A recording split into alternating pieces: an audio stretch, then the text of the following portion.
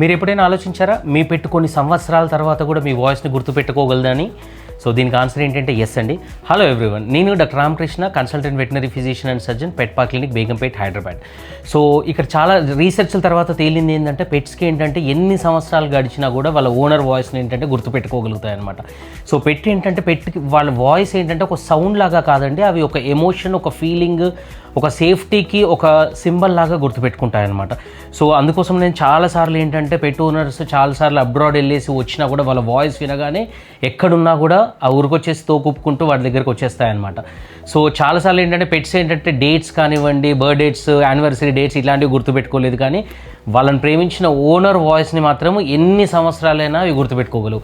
So పెట్కి ఏంటంటే తన owner voice ఏంటంటే వరల్డ్లో వినిపించి అన్నిటికన్నా ఒక అందమైన శబ్దం అనమాట వాళ్ళ వాయిస్. కాబట్టి ఇప్పటి నుండి ఎప్పుడైనా సరే మీ పెట్ని పిలిచేటప్పుడు గుర్తుపెట్టుకోండి, మీ వాయిస్ వాటి ప్రపంచంలోనే అవి వినే అందమైన శబ్దం కావచ్చు. సో ఇప్పటి నుండి ఎప్పుడు పెట్ని పిలిచినా కూడా అదే ఎమోషన్తో, అదే ఒక అఫెక్షన్తో పిలవండి. సో మీ పెట్ కూడా ఇలాగే మీరు చాలా రోజుల తర్వాత ఎక్కడికైనా బయటికి వెళ్ళేసి వచ్చినప్పుడు మిమ్మల్ని గుర్తుపట్టి ఇలాగే ఎగ్జైట్ అయిందా? కామెంట్లో చెప్పండి. ఇలాంటి మరిన్ని ఇంట్రెస్టింగ్ పెట్ రిలేటెడ్ వీడియోస్ కోసం మా ఛానల్ని ఫాలో అవ్వండి. Thank you for trusting Pet Park Clinic.